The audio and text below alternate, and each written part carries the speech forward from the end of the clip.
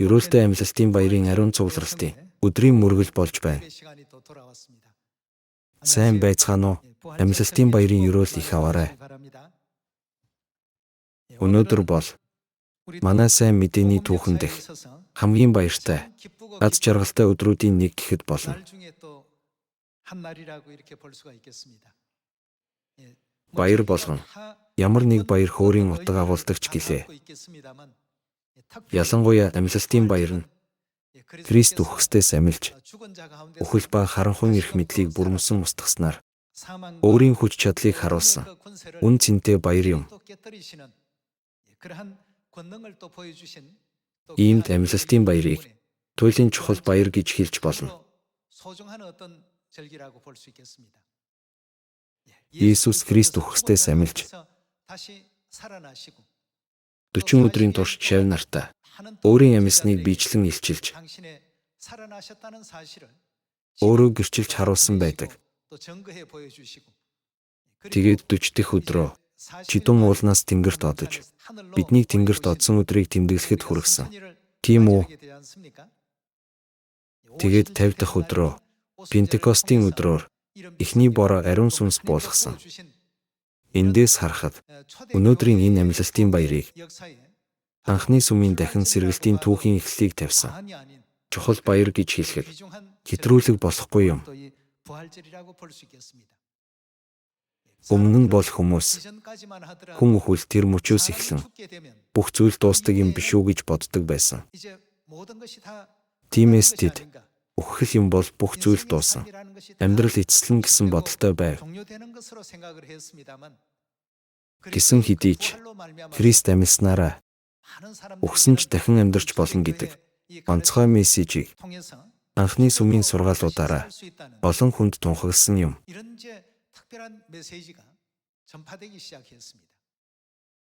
Үүний үр дүнд Ромын эзэн хаадын аливаа дарамт шахалт цаад хавчлагадч бууж өгөлгүй. Иесус бол Христ мөн гэдгийг зоригтой гэрчлэхэд чухал үүрэг гүйцэтгсэн бөгөөд амьлалт гэгч энэ зүйл анхны сүмийн итгэгчдийн зүрх сэтгэлд амьд оршиж итгэл сүсгийнх нь үндэс болсон юм.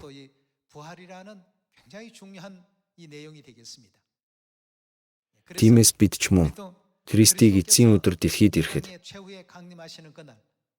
Христ дотор нас барсан хүмүүс зөвхт хүмүүсийн амьлалт буюу амийн амьлалт руу орж амьд үлдсэн бид өөрчлөгдөн агаар мандалд эзэнтэй уулзаж үргэлж эзэнтэй хамт байх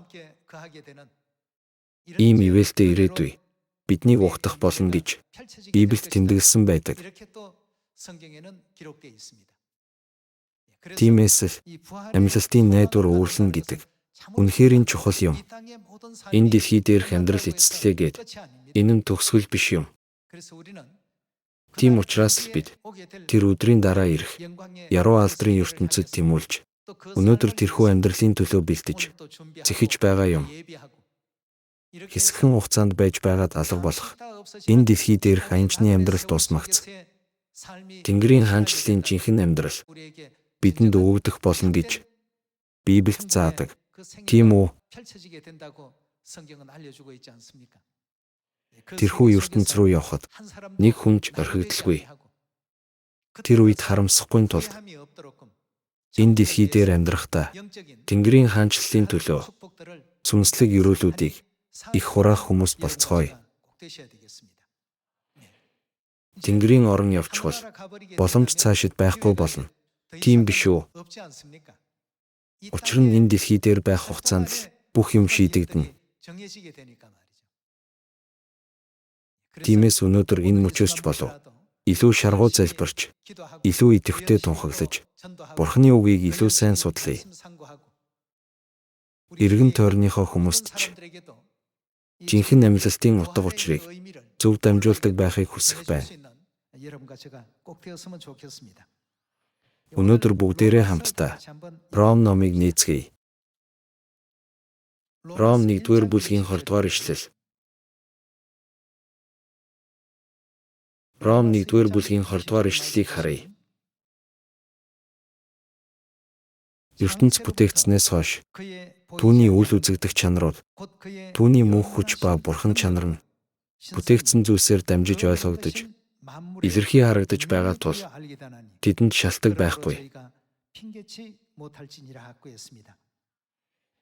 Бурханы бүтээсэн бүх зүйлд Бурханы мөнх хүч, бурхан чанар нь нуугдаж байдаг гэж Бурхан айлдсан байна. Бид Бурханы бурхан чанар, хүч чадлыг бүтээлээс нь олж болно. Бүтээгдсэн бүтээлүүдээс нь Бурханы ариун агуу хүслийг олж мэдэх боломжтой гэдгийг Библиэд хэлж байна. Йов 25 дугаар бүлгийн 5 дугаар ишлэлийг харцгаая. Йов 25 дугаар бүлгийн 5 дугаар ишлэл. Харагтун хэрв түүний мэлмид сар гэрэлгүй, одод цэвэр биш бол авгалтай мэд хүмүүн, өт мэд хүний хүү ямар байх вэ гэв. Хүмүүс бид Бурханы мэлмид ердөө иймэрхүү л харагддаг гэж илэрхийлсэн байна. Авгалтай мэд, өт хорхой мэд хүмүүн гэсэн байна. Ийм л биднийг Бурхан зөнд нь орхилгүй, харин ч биднийг яруу алдрын гэрэл төрхөөр өөрчлөн хэмээсэн.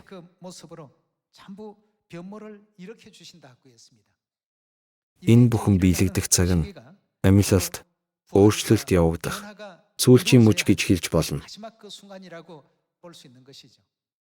Үхсэн хүмүүс Бурханы хүслийн дагуу амьлуулагдаж, амьд үлдсэн хүмүүс өөрчлөгдөнө. Энэ бүхэн биелэгдэх үед бид авгалтай мэд, өт мэд хүмүүн байхаа болж, Тэнгэрлэг бий болж, Тэнгэрийн гялалзсан хувцас өмссөн, Тэнгэр элч нар болж, бүгд өөрчлөгдөнө. Өнөөдөр бид амьлалтын баяраар дамжуулан, амьлалтын найдвар өвөрлөх ёстой. Чухал шалтгаан юм.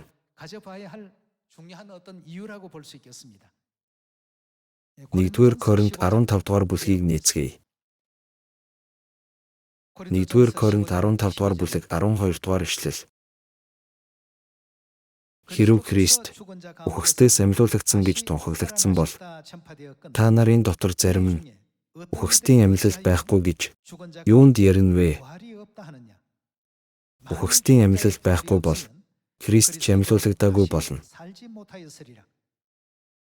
Бурхан өөрийн амьлалтаар дамжуулан анхны сүмийн бүх итгэгчдэд амьлалтын талаар зааж, сургамж, сургаалаа өгсөн боловч тэдний дунд Бурханы сургаалыг сүрж эсэргүүцдэг хүмүүс бий. Тийм ч учраас Илч Паул энэ асуудлыг Коринтчуудад дараах байдлаар тайлбарласан байдаг. 14-р ишлэл. Христ амьлуулагдаагүй бол бидний тунхаглал хоосон, та нарын итгэлч хоосон болно.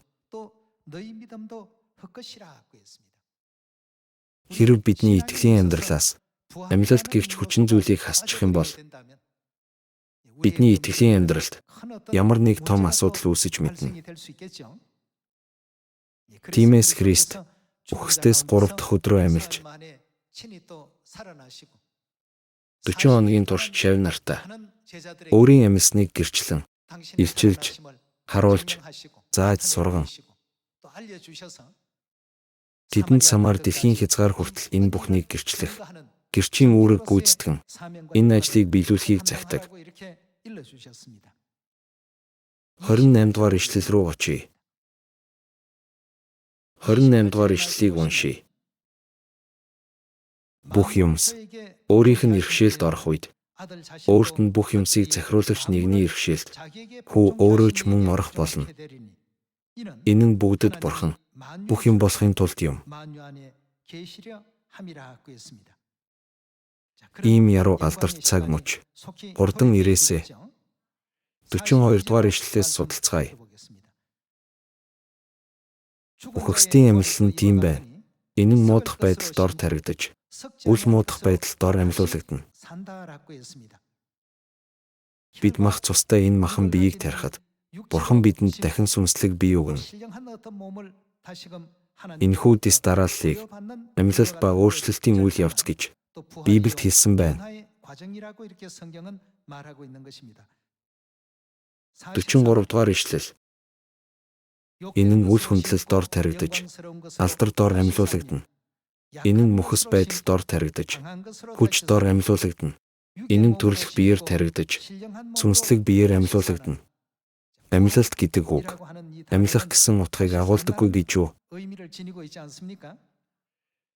Энэ нь төрлөх биеэр таригдаж, сүнслэг биеэр амьлуулагдана. Төрлөх бие байдаг бол сүнслэг бие ч мөн байгаа. Бид одоо мах бодийн дүр төрхтэй байгаа ч хожим амьлуулагдаж мөн өөрчлөгдөнө. Өөрчлөгдөх тэр агшинд бид цаашид энэ махан биетэйгээ байх биш. Тэнгэрийн тэнгэр элчийн хувцастай болно. Бурхан биднийг бүрэн төгс өөрчилнө.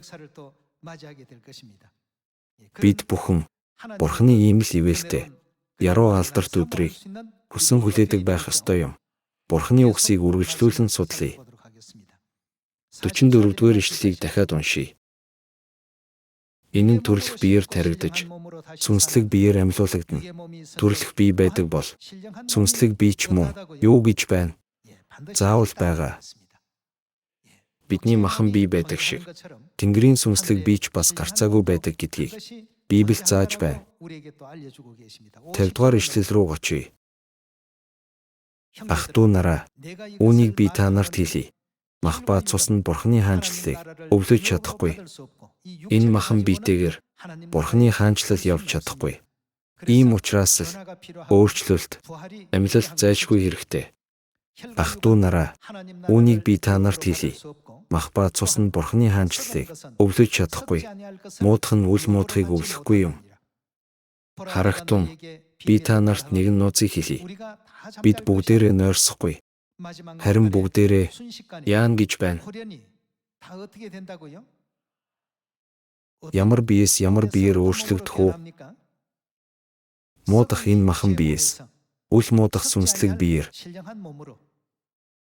Нүгэлт махан биеэс, сүнслэг Тэнгэрийн тэнгэр элчийн биеэр.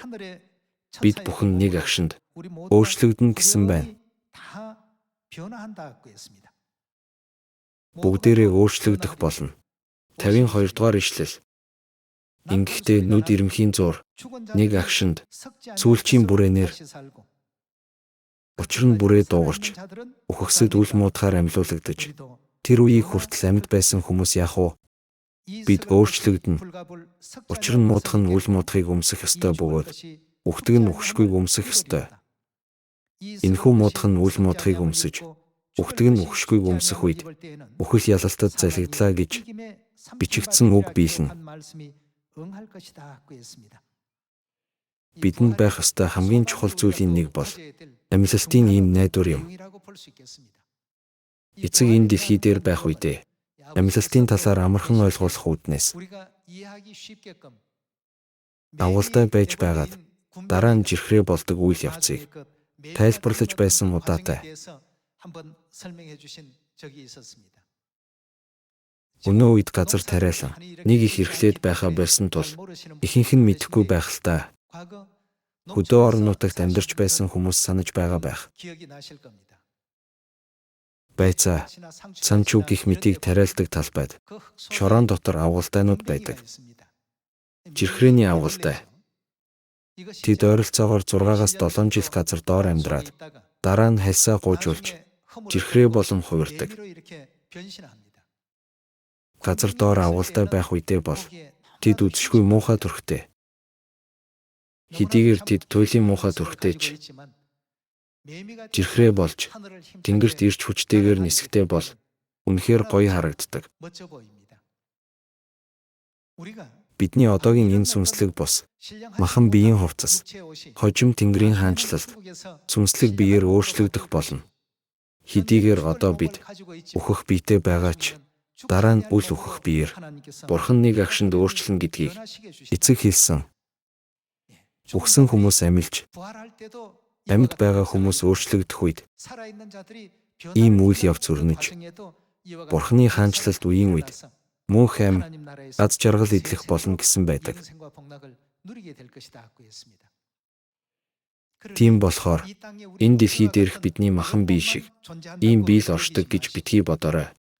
Хожим 4 хэмжээст, 5 хэмжээстийн одоогийн шиг биш, бүр дээд хэмжээстийн ертөнц рүү очих үед бид төрлөх сүнсний их нутагтаа үеийн үед мөнх ам, аз жаргал идэх ёстой юм.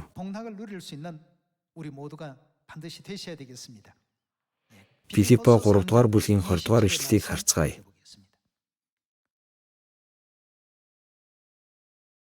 Харин бидний иргэний харьяалал Тэнгэрт байгаа бөгөөд тэндээс бид аврагч эзэн Есүс Христийг хүлээж байна.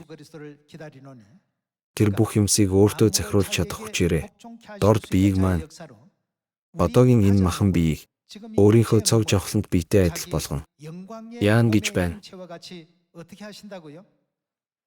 Өөрчлөн ийм яруу алдарт оролцохын тулд бид Сионд байх ёстой. Бурхны сургаал болон үнний тушаалуудыг бүрэн дагаж мөрддөг итгэлийн амьдралаар амьдрах ёстой. Тийм үү? Бидний энэ дорд бие цог жавхланд биеэр бүрэн өөрчлөгдөх яруу алдрын цаг мөч бол амьлалтын цаг, өөрчлөлтийн цаг мөч байх юм. 1-р Тесалоник 4-р бүлгийн үгнээс судалцгаая. 1-р Тесалоник 4-р бүлгийн 14-р ишлэлийг харцгаая. Учир нь бид Иесус үхсэн бөгөөд амьлсанд итгэдэг агаад Иесусээр нойрсохстыг Иесуст итгэж байгаад нас барсан хүмүүс биз дээ. Бурхан түүний хамт тийхүү яах вэ? Авчир нь бид үүнийг эзний үгээр та нарт хэлье. Эзнийг эртэл амьд үлдсэн бид нойрсогчдын өмнө орохгүй. Учир нь эзэн өөрөө тушаалын ухай, тэргүүн тэнгэрлэгчийн дуу ба Бурханы бүрээнээр Тэнгэрээс бууж ирнэ. Тэгээд Христ дотор үхсэд эхлээд амьлна. Дараа нь амьд үлдсэн бид тэдэнтэй хамт агаарт эзэнтэй уулзахаар үүлэн донд өргөгдөж тийнхүү эзэнтэй үргэлж хамт байх болно. Тиймээс эдгээр үхсээр бие биенээ тайвшруул. Бурхан эдгээр бүх амлалтыг удахгүй биелэгдэх эдгээр үйл явдлыг Библиэд тэмдэглэж үлдээсэн байна. Үүнийг бидний дорд бие Христийн цог жавхланд биетэй адил болон өөрчлөгдөх мөч гэж хэлж болно. Энд ч мөн бидний дорд энэ бие нүд ирмэх зуур өөрчлөгдөн гэж дахин давтан хэлж байна тийм үү? 1-р Тесалоник 4-р бүлгийн 14-р ишлэл. Иесусээр нойрсохстыг Бурхан түүний хамт тийхүү авчирна. Бид үүнийг эзний үгээр та нарт хэлье. Эзнийг эртэл амьд үлдсэн бид нойрсогчдын өмнө орохгүй.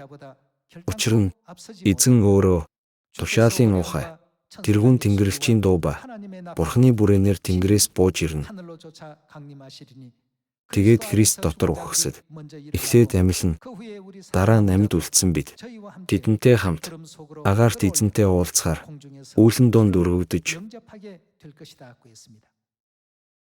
үүний дараа бид эзэнтэй үргэлж хамт байх болно. Тэгвэл энэ үйл явдал хаана болох вэ? Мөнхийн Тэнгэрийн хаанчлалд. Тиймээс Бурханы өгсөн амьлалтын найдвар бол үнэхээр ивэлтэй найдвар юм. Хүмүүс ихэвчлэн өхвөл бүх юм дуусна гэж хэлдэгч Христ дотор ийм илэрхийлэл хизээж байж болохгүй юм. Өхвөл бол бүх зүйлийн төгсгөл биш юм. Өөр ертөнц рүү шилжих, өөр ертөнц рүү очих үйл явц төдий юм. Тиймээс үхсний дараа ирэх Бурханы хаанчлалд тэрхүү ертөнцид нэг ч хүн үлдэлгүй. Бүгдээрээ Тэнгэрийн хаанчлалд хангалттай орох, Тэнгэрийн хүүхдүүд болох учиртай юм. Бурхан мөнхийн Тэнгэрийн хаанчлалд орох замыг үннээр дамжуулан бүрэн илчилсэн.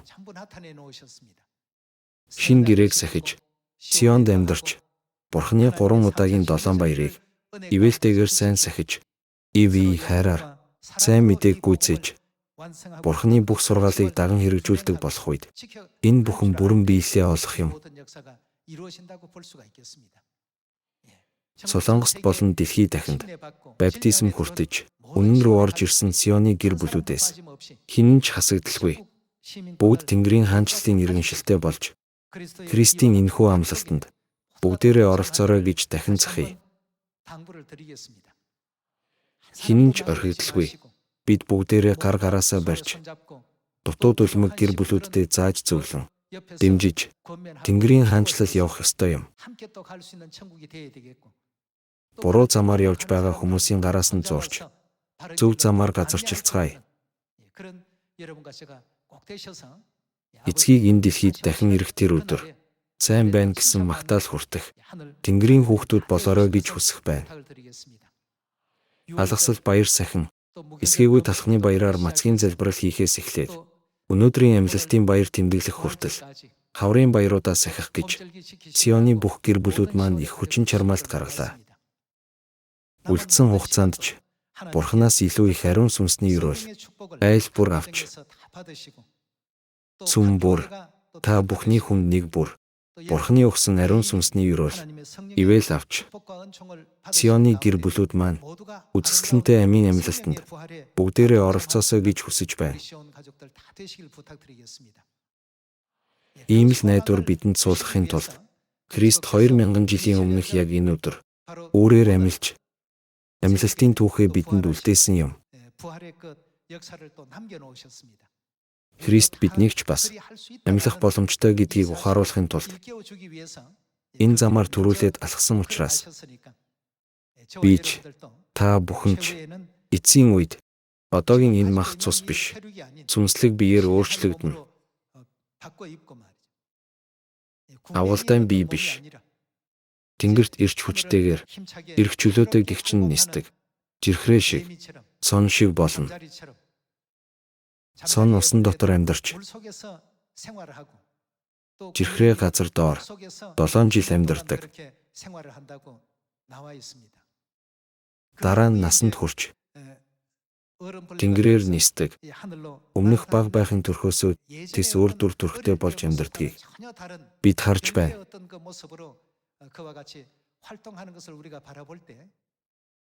Энэ дэлхийн зүй тогтол дунд ч ийм төрхтэй байж байгаад тийм төрхөөр өөрчлөгдөж болдог гэдгийг Бурхан энэ дэлхийн юмс үзэгдлэр бидэнд харуулсан байна. Бид одоо ийм төрхтэй байгаа ч цаашид гэрэл цацруулсан Тэнгэрийн биетэй болох тул